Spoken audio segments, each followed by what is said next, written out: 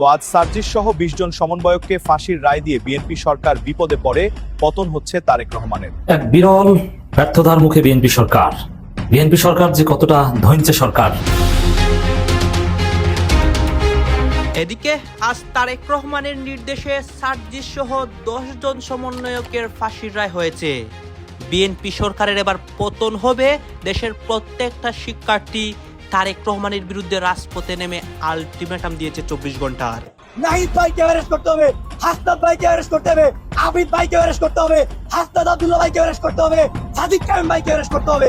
তাহলে এই কথা হল ভাই একদম পরিষ্কার। প্রফেসর ইউনূসের শাসনের অবসান হতে না হতেই দৃশ্যপট পাল্টে যেতে শুরু করেছে এবং দৃশ্যপট রীতিমতো সিনেমাটিক ওয়েতে পাল্টে যাচ্ছে। এবার যে দৃশ্যপট পাল্টে যাওয়ার খবর এসেছে, সেই খবরে আপনি নিজেও চমকে উঠবেন, আপনার নিজেরও পিলে চমকে যাবে। গত 17ই আগস্ট বিদায় নিয়েছে ডক্টর ইউনূস সরকার, কিন্তু সেই সরকারের কোনো উপদেষ্টা এখনো পর্যন্ত তাদের কোনো দায়িত্ব বা পদ পদবি ছাড়ার মায়া ত্যাগ করতে পারছেন না। আরো জঘন্যভাবে কাজ শুরু করেছে বর্তমান সরকার। মধ্যরাতে সামাজিক যোগাযোগ মাধ্যমে এমন বিস্ফোরক মন্তব্য করেছে জাতীয় নাগরিক পার্টি এনসিপির মুখপাত্র আসিফ মাহমুদ সজীব ভুঁইয়া। এদিকে অবশেষে ৩০০ পুলিশ হত্যার বিচার শুরু। প্রথমেই ফেসে গেলেন সমন্বয়ক সার্জিস আলম। ভারতের নির্দেশে কঠিন অ্যাকশন নিতে চলেছে তারেক রহমান। এবার তারেক রহমান সার্জিসদের বিরুদ্ধে অ্যাকশন নিয়ে সে নিজেই বিপদের মুখে পড়েছে। দেশের প্রত্যেকটা জনগণ তারেক রহমানের বিরুদ্ধে রাজপথে নামতে শুরু করেছে। দর্শক শ্রোতা, গত কিছুদিন ধরেই দেশ উত্তাল রয়েছে। বাংলাদেশের রাজনীতির মধ্যে নতুন সরকার এসেছে এবং এই নতুন সরকার বিভিন্ন পদক্ষেপ নিচ্ছেন এবং এই পদক্ষেপে যে সার্জিস সহ ২০ জন সমন্বয়কের খারাপ অবস্থা হয়ে আজকে, সেইটা নিয়েও দেশ উত্তাল। আপনারা দেখতে পারবেন এই মুহূর্তে তারেক রহমানের অবস্থা এবং বিএনপি দলের যে পতন হতে যাচ্ছে, অন্যদিকে দেশের বর্তমান পরিস্থিতি, সবকিছু দেখতে পারবেন এই একটি ভিডিওতে। এক বিরল ব্যর্থতার মুখে বিএনপি সরকার যে কতটা ধৈর্য সরকার এখন আপনাদের হাতে কলমে বুঝিয়ে দিব। যারা বিএনপিকে ভোট দিয়েছেন তারা এখন অনুতপ্ত হবেন, আক্ষেপ করবেন, আহা কাকে ভোট দিলাম, কোন ধৈর্য দলকে ভোট দিলাম, অশিক্ষিত গর্ধব শ্রেণীর একটা দলকে ভোট দিলাম। আক্ষেপ করা ছাড়া আর কিছুই করার নেই আপনাদের। আমরা নিষেধ করেছিলাম।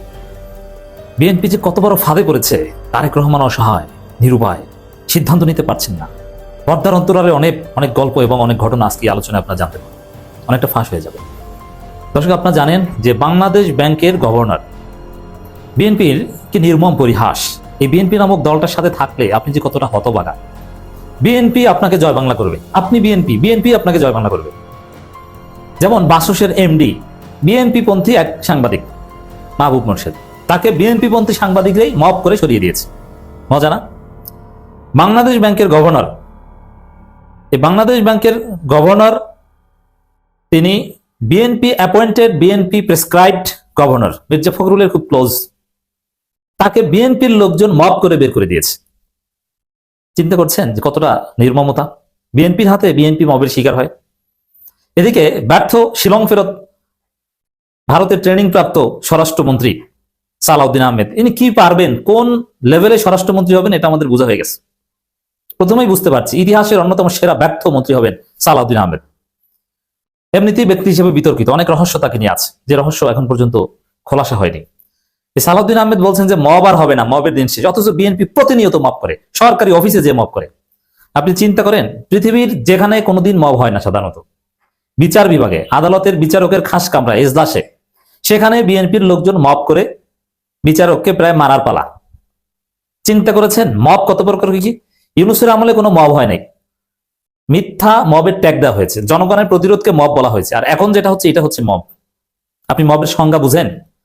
কোন বিচারকের খাস কামরার ভিতরে সবকিছু ভেঙে চুরে চুরমার করে ফেলেছে, এটা শুনেছেন ইউনূসের আমলে? নেভার।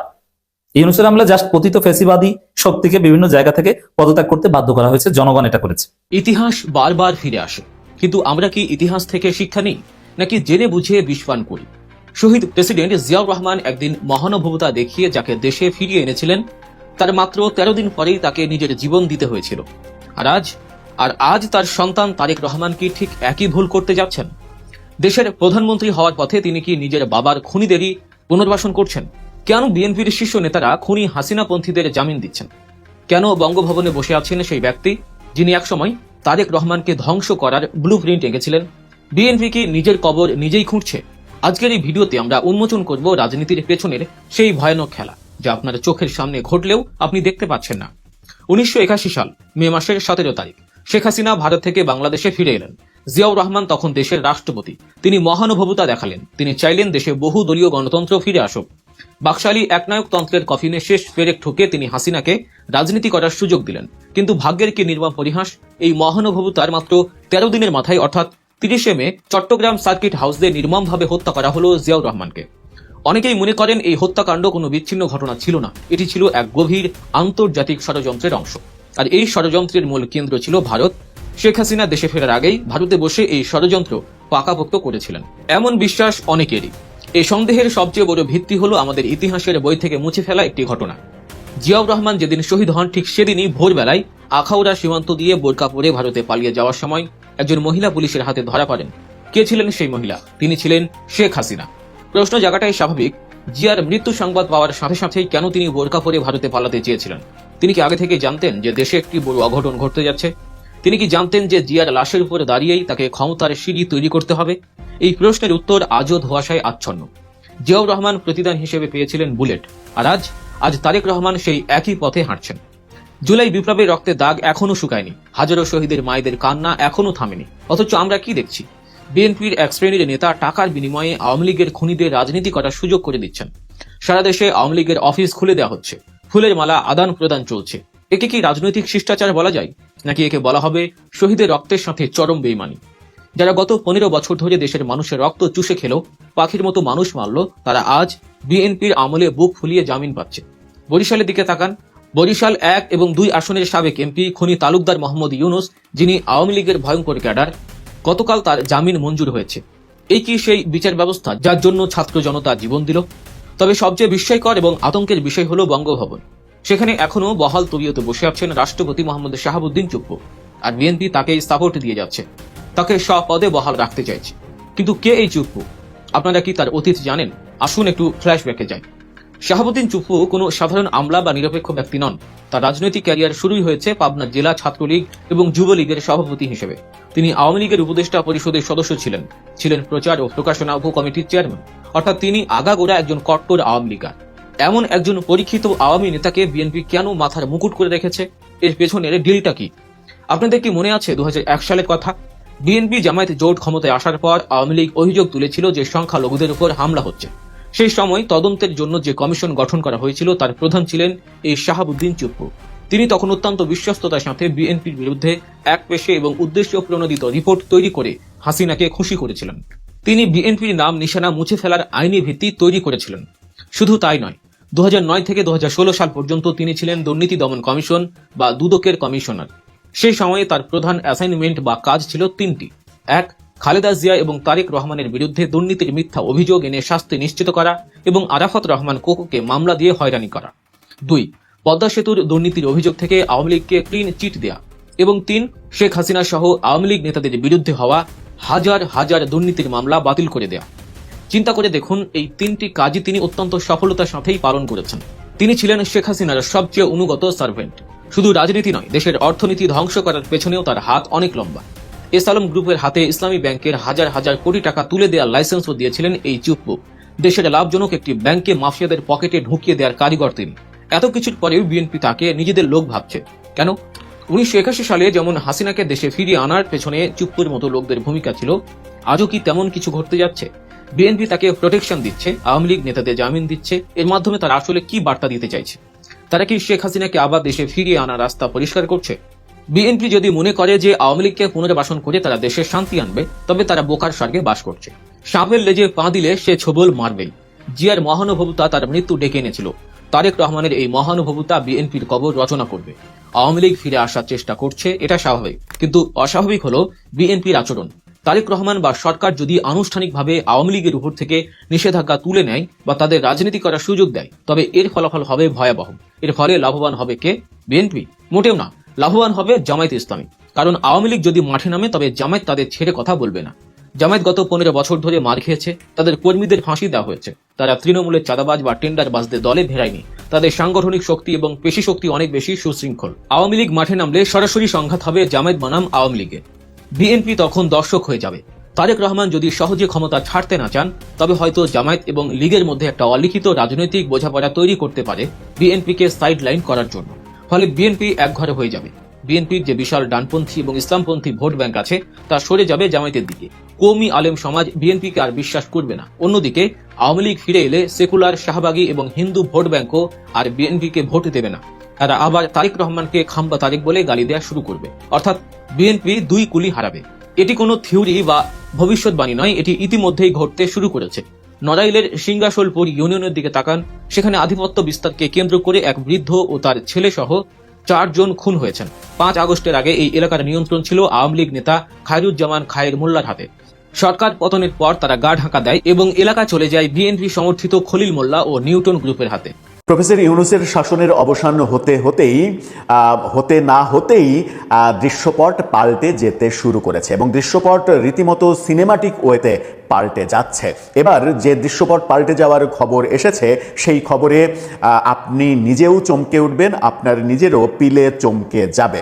যে দাবিটা গত 1.5 বছর ধরে করে আসছিল একটা বড় পক্ষ, যে 24-এর আন্দোলন এবং আন্দোলন পরবর্তী সময়ে বিজয়ের পরেও যে সারা দেশে পুলিশ হত্যাকাণ্ডের ঘটনা ঘটেছে, অবলীলায় প্রকাশ্যে স্বীকার করেছে অনেকে যে আমরা পুলিশ মেরেছি, পুড়িয়েছি, থানা জ্বালিয়েছি। এই ঘটনার কোনো ধরনের কোনো আইনি ব্যবস্থা নেয়ার পথে প্রফেসর ইউনূস সরকার বাধা হয়ে দাঁড়িয়েছিল এবং তারা ইন্ডেমনিটি ঘোষণা করেছিল নির্বাহী আদেশে। সম্ভবত সেটা আর থাকছে না।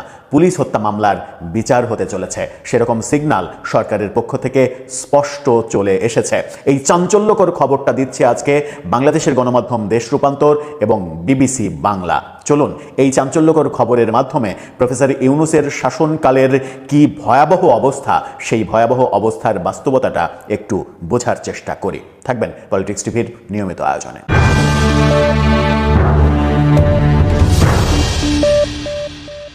দর্শক, বিচারের সংস্কৃতি সব থেকে বেশি দরকার। বিচার হতে হবে, অপরাধীদের বিচার হতে হবে, সেটা যে অপরাধীই হোক। পুলিশ যদি কাউকে অহেতুক বেআইনিভাবে মেরে থাকে, তার যেমন বিচার হতে হবে, তেমনি আপনি যদি পুলিশকে মেরে থাকেন তাহলে আপনার বিচারও হতে হবে। এটাই বিচারের বাণী হওয়ার কথা। কিন্তু প্রফেসর ইউনূস সরকার সেই বাণীর একটা অংশ কেটে ফেলার চেষ্টা করেছে। একটা অংশ কেটে ফেলে বলার চেষ্টা করেছে যে পুলিশকে যারা মেরেছে, এমনকি 5 আগস্টের পরেও যারা পুলিশকে পুড়িয়েছে, থানা পুড়িয়েছে, থানার মধ্যে পুলিশকে বন্দি করে রেখে বহু পুলিশকে পুড়িয়ে মেরেছে, গাছের সঙ্গে ঝুলিয়ে মেরেছে, ওভারব্রিজে ঝুলিয়ে মেরেছে, এর নাকি বিচার করা যাবে না, এর নাকি বিচার হবে না। এর বিচার যারা বন্ধ করতে চেয়েছিল, এবার কি তাহলে তাদেরও বিচার হওয়ার ব্যাপারটা চলে আসবে? কিংবা এখন না আসলেও কোনো না কোনো একটা সময় চলে আসবে। যেটা বলছিলাম, বিচারের সংস্কৃতি থাকতে হবে।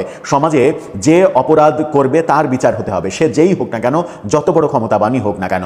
এই মধুর বাণী শুধু আমরা রাষ্ট্রের বিভিন্ন গুরুত্বপূর্ণ ব্যক্তির মুখে শুনি, কিন্তু কার্যে পরিণত হতে দেখি না। সরকার পরিবর্তনের সঙ্গে সঙ্গে দৃশ্যপট পাল্টে গেছে। গণমাধ্যমে খবর হচ্ছে, দেশ রূপান্তরের খবরটা দেখে নিন, সেখানে বলা হচ্ছে পুলিশ হত্যারও তদন্ত হবে। বিবিসি বাংলা বলছে, বিবিসি বাংলার এই ফটোকার্ডটা দেখে নিন, সেখানে বলা হচ্ছে গত 17ই আগস্ট বিদায় নিয়েছে ডক্টর ইউনূস সরকার, কিন্তু সেই সরকারের কোনো উপদেষ্টা এখনো পর্যন্ত তাদের কোনো দায়িত্ব বা পদ পদবি ছাড়ার মায়া ত্যাগ করতে পারছেন না। আমাদের একজন মহামান্য সংস্কৃতি বিষয়ক উপদেষ্টা ছিলেন,